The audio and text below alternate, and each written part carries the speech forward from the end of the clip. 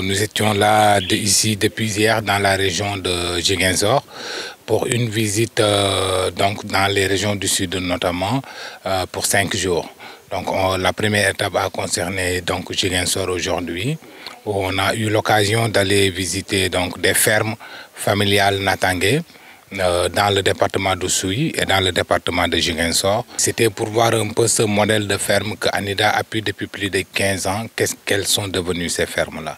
Ces agriculteurs-là, ces entrepreneurs agricoles-là, qui ont commencé le plus souvent avec 1 hectare avec l'appui de l'Anida, au bout de 4-5 ans, ont pu quand même extendre leur superficie et certains d'entre eux ont pu avoir 7 hectares, d'autres 5 hectares, d'autres 10 hectares et intensifier leur système de production.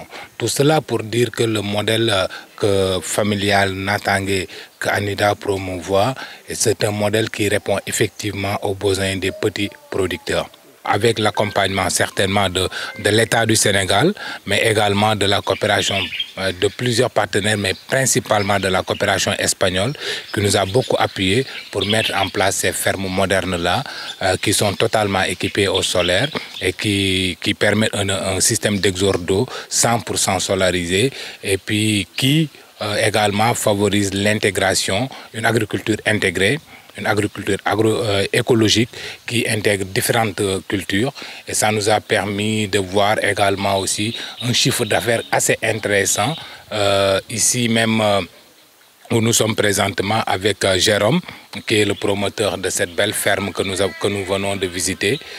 Mais le chiffre d'affaires avoisine au bout de 5 ans, avoisine les 100 millions. Et c'est ça hyper important pour vous dire que l'agriculture, comme le dit l'Anida, c'est le nouveau business. Et pour terminer cette visite, nous avons aujourd'hui visité 6 fermes au total. Et la 6e ferme est une ferme modèle que là où nous sommes à Mamator. Et avec Jérôme, vraiment, que je félicite, Jérôme vient.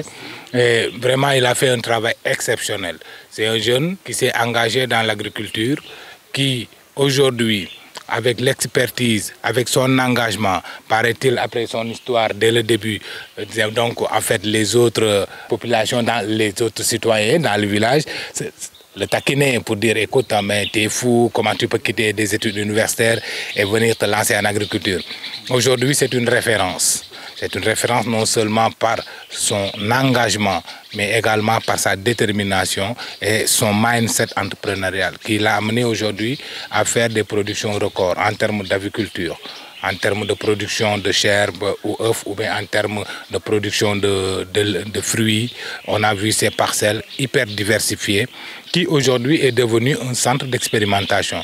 Car en plus de la production, il accueille des jeunes qu'il accompagne, qu'il forme, qu'il motive pour par la suite les installer éventuellement dans d'autres fermes qui pourront continuer l'activité agricole comme il le fait bien.